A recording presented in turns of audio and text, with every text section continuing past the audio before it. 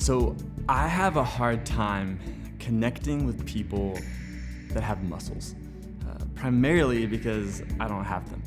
It's a world that I know nothing about. I can't talk about supplements. I can't talk about what day you work what. I don't buy shirts at the Baby Gap, right? There's nothing that I can contribute to that conversation, right? And so what happens is that I tend to gravitate towards people that are more like me, people that wear skinny jeans and like talking about culture and theology and the best coffee shops in Denver, right? I tend to gravitate towards people that are honestly just the same as me. And I tell you that because I would imagine that if you were to be honest with yourself, you tend to gravitate towards people that are the same as you as well. You tend to gravitate towards people that talk like you and think like you, believe like you, act like you, dress like you, right? And there's a reason for that. It's because it's easy. Sameness is easy. Sameness is comfortable. Sameness is convenient. The problem is that sameness doesn't actually produce growth. If you were here last week, we talked about our groups exist for growth. We hope that these groups are a catalyst for your spiritual growth. And so since sameness doesn't push us to be better, what we need is diversity. We need a diversity of race, but also experiences, voices, personalities, because that actually produces us to grow. And what's interesting is that Jesus actually assumed that our gatherings would be marked by diversity and therefore challenging. And I'll show you what I mean. In John chapter 17, we actually get to listen in on the prayer that Jesus prays right before he is betrayed. And he starts off by praying for his disciples as they go out and tell people about him. But then he shifts and he begins to pray for us, or those who would come to believe in him through the word of his apostles. And this is what he says in verse 20. He says, "I do not ask for these only, but also for those who will believe in me through their word, that they may all be one. Just as you, Father, are in me and I in you, that they also may be in us, so that the world may believe that you have sent me. The glory that you have given me, I have given to them, that they may be one, even as we are one. I and them and you and me, that they may be perfectly one, so that the world may know that you sent me and loved them even as you loved me." Out of all the things that Jesus could be praying for right before he goes to the cross, he prays that you and I be one, that there is a oneness and a unity that marks the people of God. And what's interesting is that this prayer for oneness implies diversity. It implies that one day the people of God are going to be so different, marked by so many different races and experiences and backgrounds and voices and perspectives, that there's naturally going to be some challenges. And that in order for that to actually not make the whole thing come unraveled, there needs to be a sense of unity and oneness. And so our prayer for your groups, in order for growth to take place, is that our groups are marked by the diversity that Jesus assumed would mark his people.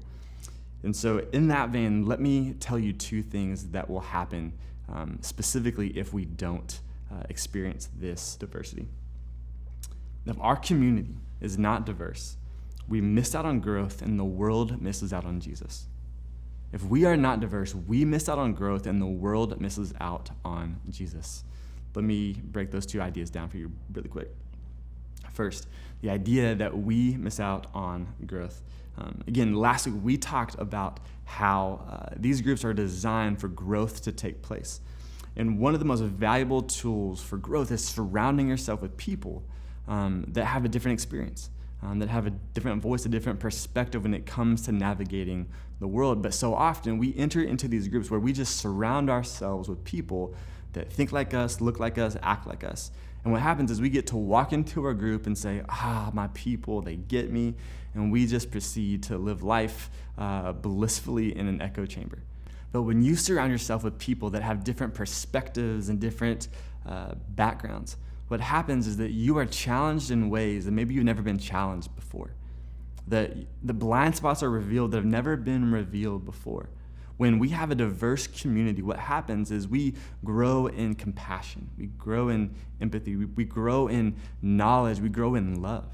Right? When we have a diverse community, we find that maybe there's areas where we've been judgmental where we have been hard-hearted, where we have been indifferent to the pain of others, when we have a diverse community, what takes place is we learn to love people in ways that maybe we've never loved before.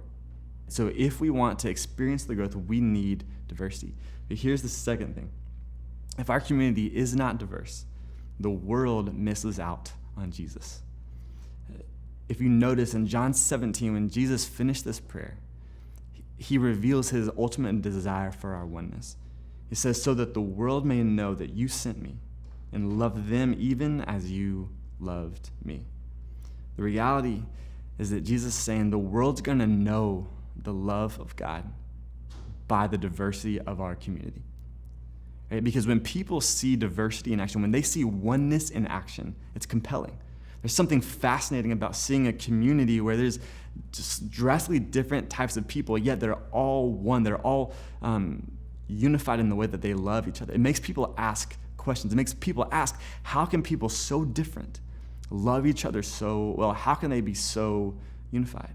And when that takes place, we get to make much of our God. We get to talk about how we serve a God who, while we were far from him, sent his son to lay down his life. And what binds us, what unifies us in all of our differences is the grace that we've experienced through Jesus. And so our hope is that our groups are diverse, but we don't seek diversity just for the sake of being diverse. We seek diversity so that we can grow, that we can look more like Jesus tomorrow than we do right now. So in your group tonight, we want to challenge you to do a couple things. One, we want to challenge you to celebrate the diversity that's already there. Celebrate the perspectives and the backgrounds and all the things that's made your group what it is. But second, we want to challenge you to actually spend some time trying to figure out what's missing. What backgrounds and perspectives and voices aren't in your group, and how can you begin to actually fill those gaps? Our ultimate goal is that your group experiences growth because we're actually living within the diversity that Jesus actually calls his people to.